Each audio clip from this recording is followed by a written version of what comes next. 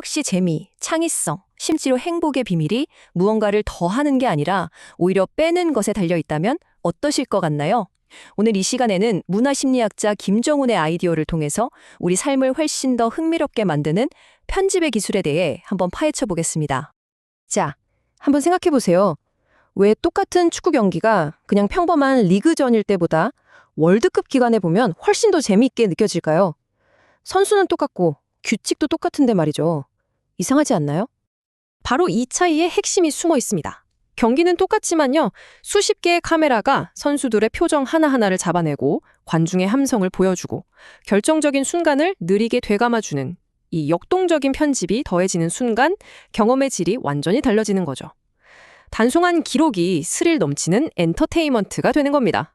이게 바로 편집의 힘이에요. 그래서 오늘은요, 이 편집이라는 개념을 먼저 재미의 심리학으로 풀어보고 미술과 음악 같은 예술에서는 이걸 어떻게 활용하는지, 그리고 마지막으로 가장 중요한 거죠. 이걸 우리 삶에 어떻게 적용할 수 있을지 한번 알아보겠습니다. 자, 그럼 핵심 아이디어부터 바로 들어가 보죠. 보통 재미있으려면 뭔가 자꾸 더해야 한다고 생각하잖아요. 근데 사실은 그 반대일 수 있습니다. 지루함과 재미를 가르는 근본적인 차이는 바로 의도적인 편집, 즉 무언가를 과감하게 덜어내는 행위에서 시작됩니다. 이게 좀 역설적으로 들릴 수도 있는데요.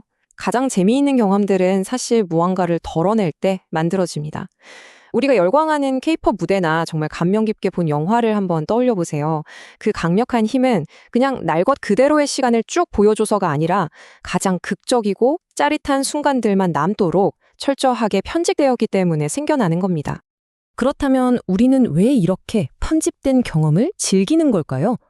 사실 우리 뇌는요, 특정 심리 원리 때문에 이 비어있는 틈을 채워나가는 과정 자체를 즐기도록 설계되어 있습니다.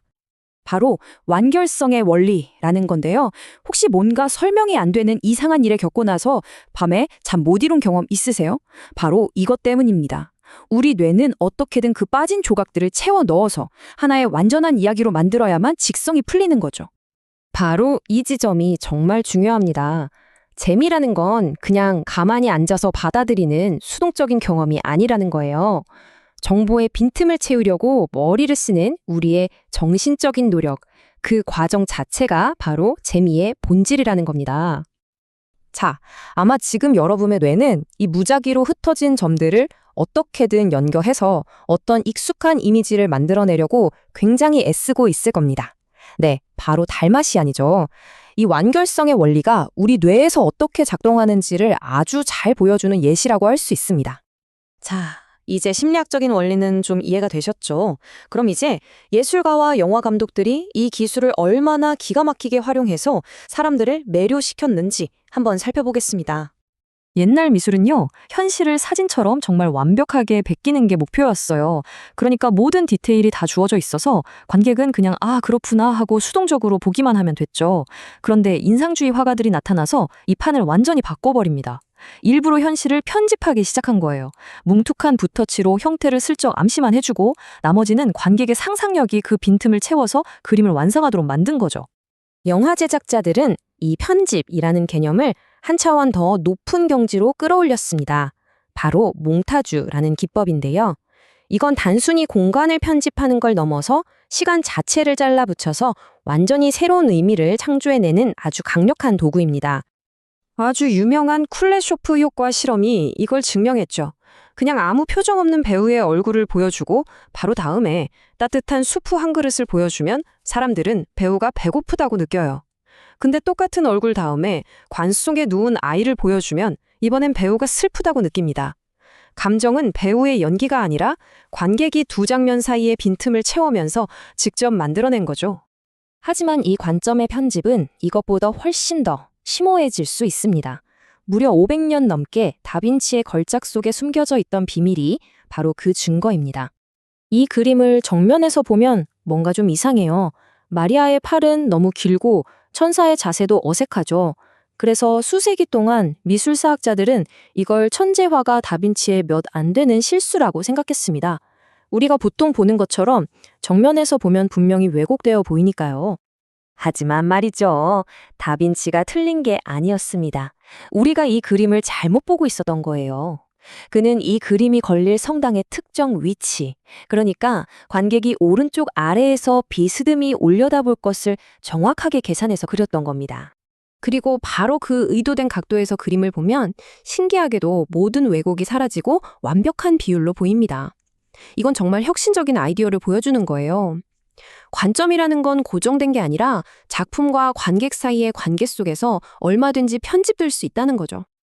이 편집이라는 건 심지어 우리 감각의 경계까지 넘나들 수 있습니다. 한 전설적인 지휘자가 바로 그걸 증명해냈죠. 물론 모든 지휘자는 템포, 즉 빠르기를 조절하면서 음악의 시간을 편집합니다. 하지만 카라얀은 여기서 한 걸음 더 나아갔어요. 그는 TV와 음반의 시대에 음악은 더 이상 귀로만 듣는 게 아니라 눈으로도 보는 경험이라는 걸 정확히 꿰뚫어 본 거죠. 그는 시각과 청각을 함께 편집하는 예술의 선구자였습니다. 직접 자기 연주 영상에 감독을 맡아서 극적인 클로즈업이나 연극적인 손동작 같은 시각적 요소를 활용해서 클래식 음악을 새로운 세대를 위한 스릴 넘치는 종합 예술로 재창조해냈습니다. 자, 이제 가장 중요한 이야기입니다. 이 강력한 편집의 원리는 위대한 예술가들만 쓰는 특별한 기술이 아닙니다. 이게 바로 창의성의 본질이고 우리 모두가 일상에서 발휘할 수 있는 놀라운 능력입니다. 사실 창의성이라는 건 별게 아니에요. 세상을 바라보는 우리의 관점을 편집하는 능력일 뿐입니다. 어른이 되면 빗자루를 청소도구라는 단 하나의 의미로만 보게 되잖아요. 하지만 아이들은 어떤가요? 빗자루를 타고나는 마법의 빗자루로, 때로는 말이나 기타로 보기도 하죠. 아이들의 주된 목표는 재미있게 노는 것이기 때문에 가능한 일입니다. 우리가 잃어버렸던 이 창의성의 불꽃을 다시 살리는 방법은 의외로 간단합니다. 바로 내가 진정으로 사랑하고 궁금해하는 것을 공부하고 깊이 파고드는 거예요. 무언가에 푹 빠져서 시간 가는 줄 모르는 그 모집의 상태야말로 지적인 빈틈을 채워 나가면서 느끼는 가장 순수하고 강력한 형태의 재미이기 때문입니다. 그래서 오늘의 마지막 질문을 던져봅니다. 여러분이 지금 진짜 열정을 느끼는 건 무엇인가요? 그리고 그것을 위해 더 많은 시간과 공간을 만들어낼 수 있도록 여러분의 삶을 어떻게 편집하기 시작하시겠습니까?